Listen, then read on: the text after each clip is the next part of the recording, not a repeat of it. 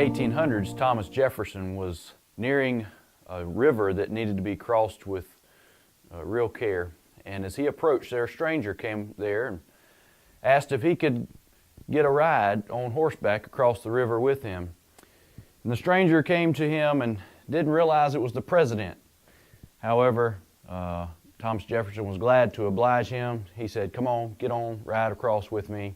They went across together. And when they got across the other side, the gentleman was asked, "How did you know that that was the president?" He said, "Well, I didn't really know that was the president, but he had a yes face. He had the kind of face that seemed like he was willing to help out a person.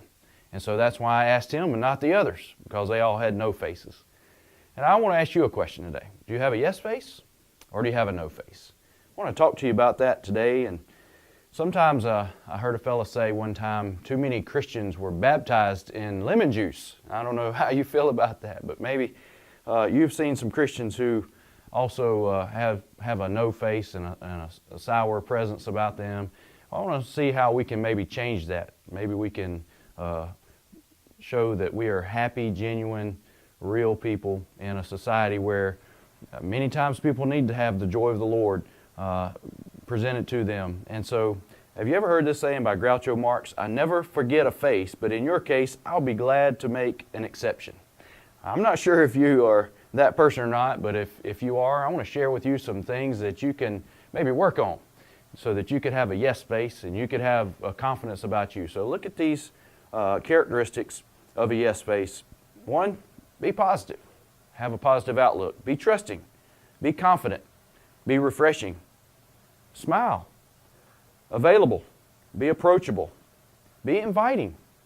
Be gentle and be forgiving. When we have a yes face, we express outwardly what is really going on in our heart.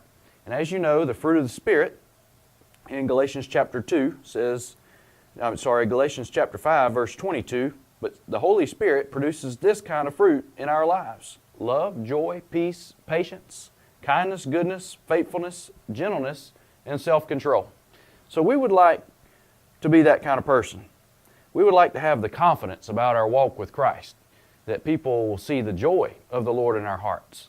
It's not about making a statement, it's about living out what Christ is doing in our hearts on the inside so that people can see that in an outward expression. Proverbs 27:19 says, "Just as water mirrors your face, so your face mirrors your heart." So I want to ask you a question. What is your face saying about your heart? Is it saying that you're a yes person, that you're positive, that you're energetic, that you're confident, and all these characteristics that we mentioned? Or is your face saying something different? Well, I hope that today you maybe can do a face check and just see, what is it that my heart is really saying in an outwardly way? And maybe I can make some changes, and that would be a positive difference that you can make in someone else's life. You never know what a smile can do to somebody's heart. You never know what that joy of the Lord that you can share with someone, that positive, uplifting comment that might change that person's life and help them to see Jesus in you.